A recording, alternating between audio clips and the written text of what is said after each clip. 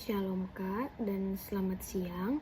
Izin perkenalkan diri, perkenalkan nama saya Andini Puja Sanusi dengan NIM C01241074 dari kelompok 13 BSLT 2 2025. Nah, di sini saya akan menjelaskan mengenai bagaimana seorang pemimpin Kristen dapat memanfaatkan teknologi untuk membawa dampak positif dan tantangan yang dihadapi pemimpin Kristen di dunia digital. Nah, yaitu seorang pemimpin Kristen dapat memanfaatkan teknologi untuk membawa dampak positif itu dengan berbagai platform digital untuk menyebarkan pesan kasih dan ajaran-ajaran Kristen. Nah, yang dimana teknologi memberikan kesempatan bagi kita seorang pemimpin untuk bisa menjangkau semua orang dengan lebih luas, termasuk mereka yang tidak dapat hadir dalam suatu ibadah-ibadah yang dilakukan secara langsung karena keterbatasan waktu, lokasi, ataupun kondisi kesehatan.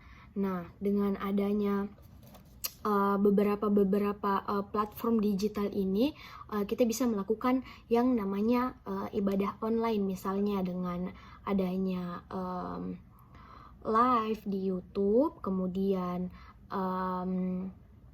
juga di media sosial lainnya, yang dimana di sini seorang pemimpin Kristen dapat berbagi tentang ajaran-ajaran Kristus yang biasa kita sebut dengan khotbah.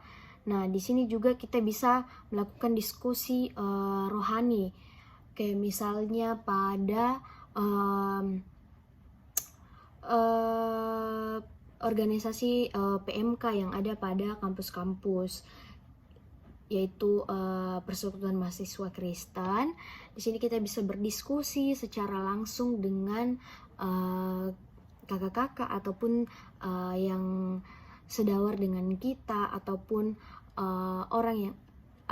orang-orang yang lebih tua daripada kita. Nah, kemudian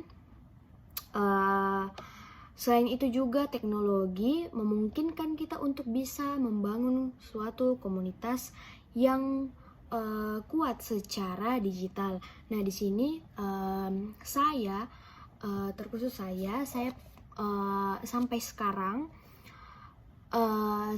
saya ada di Makassar. Saya masuk dalam satu grup yang di situ adalah suatu komunitas di tempat saya di Papua, yang dimana di situ kita di setiap hari kita dibagikan tentang renungan-renungan untuk tiap harinya, dan itu setiap hari itu berbeda-beda. Nah, kemudian untuk aplikasi-aplikasi yang bisa kita gunakan untuk bisa berbagi tentang kasih Tuhan itu, kayak misalnya Zoom, grup dari WhatsApp. Nah, kemudian tetapi juga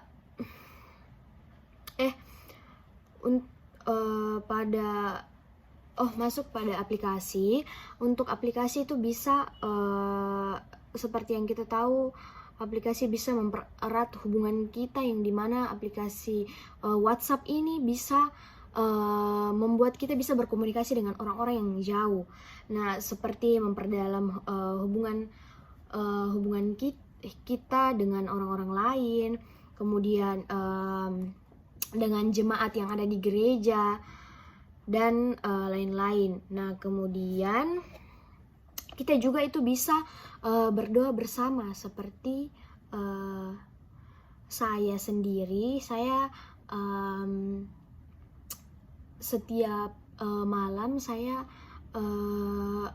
walaupun saya jauh dari keluarga, tetapi ibu dan ayah saya menerapkan menerapkan untuk tiap harinya itu untuk membaca firman Tuhan dan melakukan doa bersama. Nah, di situ saya secara online karena saya jauh. Nah, kemudian adapun tantangan-tantangan yang di sini saya akan menjelaskan tentang tantangan-tantangan yang akan dihadapi oleh seorang pemimpin Kristen. Tetapi meskipun teknologi banyak menawarkan suatu peluang-peluang untuk bisa berbagi informasi tentang ajaran Kristus, ada berbagai tantangan yang akan dihadapi pemimpin Kristen di dunia digital. Nah, yang dimana di sini salah satunya itu adalah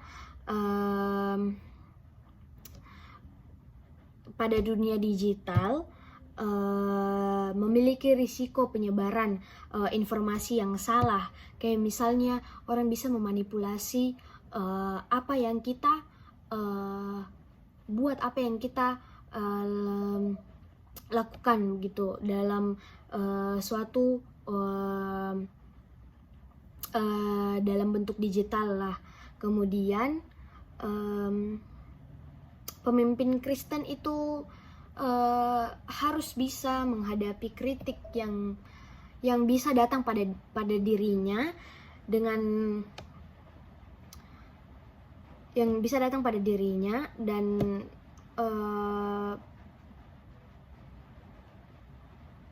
itu tersebar luas dan seringkali tanpa ruang untuk dialog yang konstruktif. Nah, kemudian selain itu juga ketergantungan pada teknologi yang biasanya kita temukan di ibadah-ibadah yang secara langsung. Nah, kemudian sebagai seorang Kristen kita perlu berhati-hati dengan teknologi agar suatu teknologi tersebut tidak menjadi penghalang bagi hubungan kita dengan Tuhan, dan begitupun juga kita terhadap sesama kita. Nah, baik, itu saja dari saya, Kak. Mohon maaf bila ada salah kata. Shalom dan selamat siang, Kak. Terima kasih, Kak.